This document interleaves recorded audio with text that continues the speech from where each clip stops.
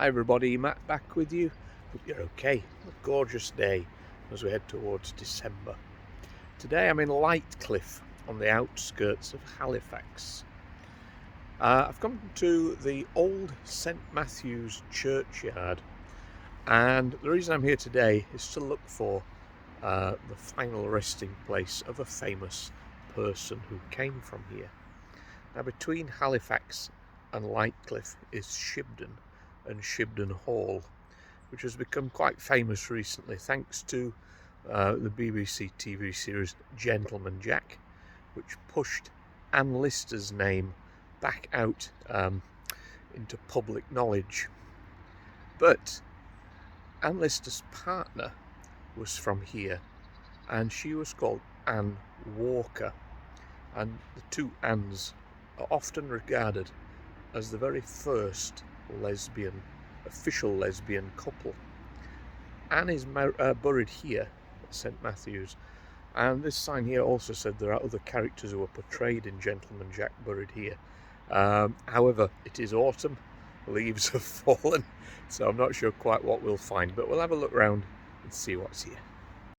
Sadly, there are no known portraits known to exist of Anne Walker. So instead, for now, here's Sophie Rundle on the left, portraying Anne Walker in Gentleman Jack. She was born in Lightcliffe in 1803. Just across the road from the graveyard is Cliff Hall, where Anne lived with her family. It's now a private residence, but the gate to it is there. In 1809, they moved here to Crow Nest.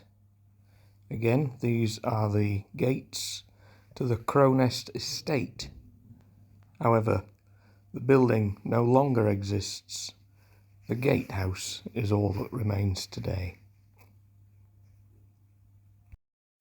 By 1823, Anne, then aged 20, had seen her mother, father, and older sister Mary pass away.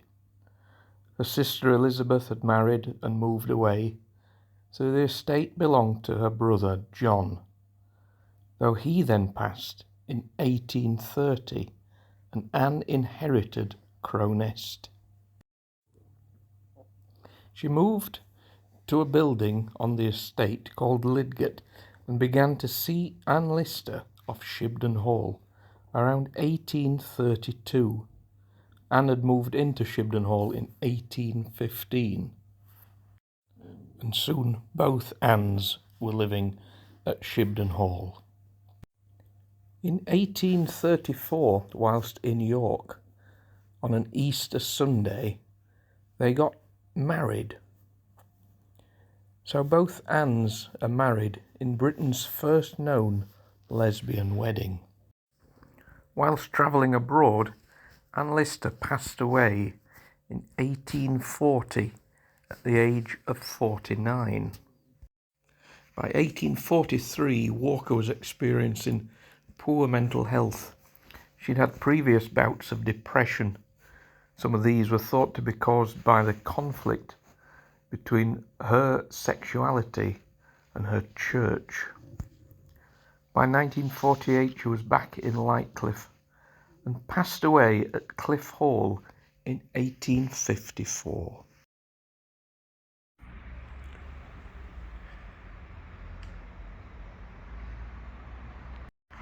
So obviously what really stands out here is this tower, and this is the tower of the old St Matthews Church, and if you can imagine, all this here was the church, and this was demolished in the 70s, I think, and the tower remains, and occasionally it's open to the public, but it's only been open since 2019, so it was kind of closed off for 40 years. There is a Friends of this graveyard, and I'm hoping that there's some signs and things that we can look at as we go, but the one that we do know is where Anne Walker is. And the reason we know where she is is because when this was a church, apparently she was buried under the pulpit. So I think these flowers here are probably going to give away the location. So is there a name or anything here? Okay, it's written on in pen, but there we go. Anne Walker, 1803 to 1854. So she was put here. Now I think the official memorial plaque that was here is inside the tower, so we're not going to be able to see that today. If I can find a picture of it though, I'll put that on.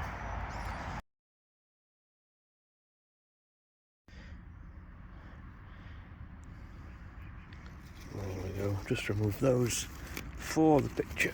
I'll put them back. There we go.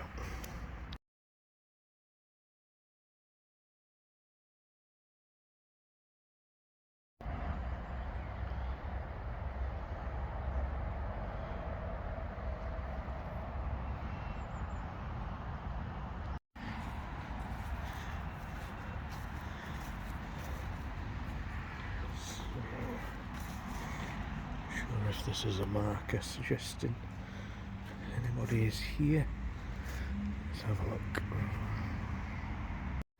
So this gravestone here, I've just kind of cleared the leaves off it, and you can see some of the names. There's William Walker, who was the son of John and Mary Walker. That is Anne's brother, and it's really difficult to see. I'm hoping it might show better on the video, but also in here is Mary and John. Oh, there we go. I think you can make out John Walker there. So that is Anne's parents. Yeah, they're in this gravestone here. Realised as well from here you can still see the outline of where the church would be.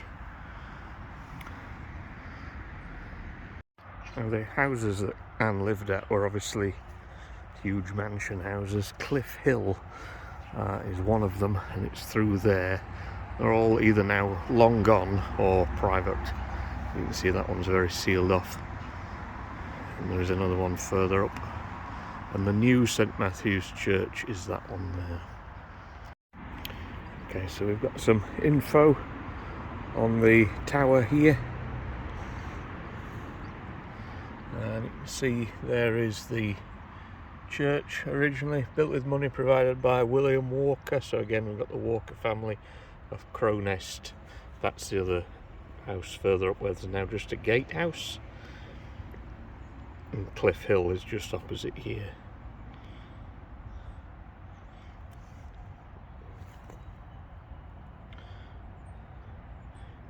If you want to read any of this, just pause the video and you can see.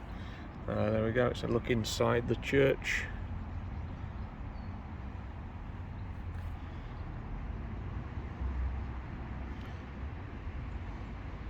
Okay, so whilst we're here, we'll just have a little look around the graveyard. It's not one I've been in before.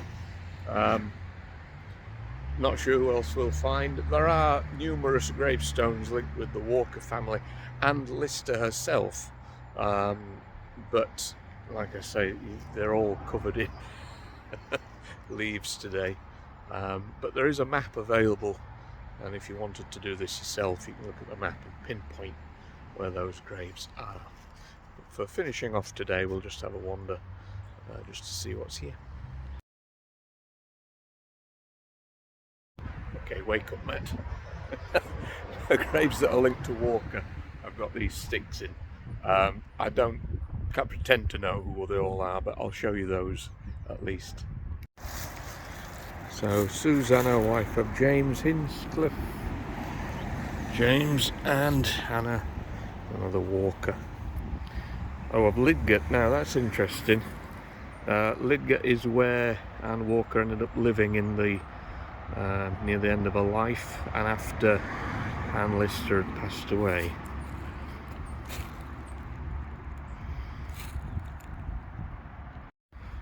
Not sure who this one is, but it does say passed away at Shibden Hall, so that'll be a link to Gravestone as well.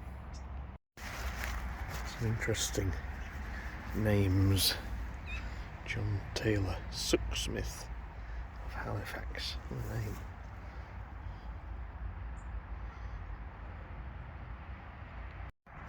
Across the graveyard there are some QR codes. If I go any further it'll just stop me filming, but the QR codes just give you a bit of history about the area that you're in, what graves you can spot. So they've really worked hard at this graveyard. It's good to see. And again, notice boards tell you things. There we go, Anne Walker of Cliff Hill, buried under the pulpit. So we found her. Apparently we have some Commonwealth War graves, yep, over there. This one should be, the headmaster, don't need that. This one should be interesting. A dragoon Joseph Naylor fought in the Crimean War. Hopefully we'll find that down there. And then, do you know your headstone imagery? You see these all the time. Yeah, I'm not quite sure what they were for. Certainly didn't ever really know what the tree one was about. There we go. There are some examples of that tree of life.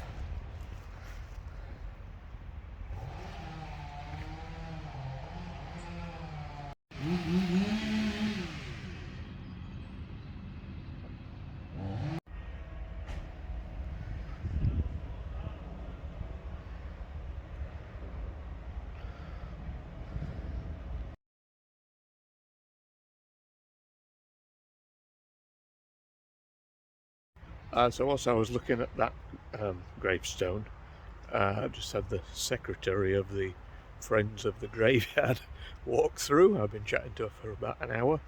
Yeah, so I must add here, do a look at the website. I'll try and remember to put a link on so you can find out about the stories of the people buried here. There are just one or two other kind of war graves to show you.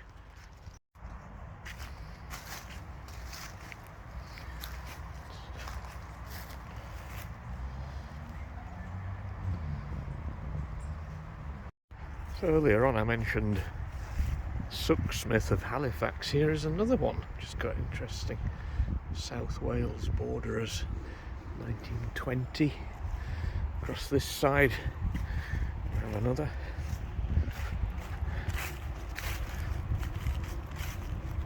Engineer, or sapper, S.A. Roth.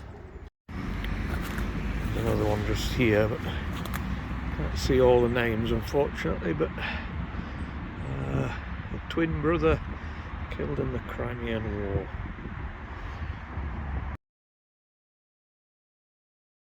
Oh, okay, so I'll leave it at that from here at Lightcliffe at St Matthews Graveyard. Yeah, it's been interesting to look around. It was nice to have a chat with the secretary. She's told me about some of the people in here, and yeah, if you want to know some of the other people in here, or of course all the links here to the walkers, go on the website and you can find out their stories. But yeah, apparently a few years ago this was just an overgrown wilderness, and yeah, the church was vandalised, that's why it was demolished. Yeah, so they've done a good job to bring it back to a nice space you can walk around. Okay, we shall see you very soon. Take care.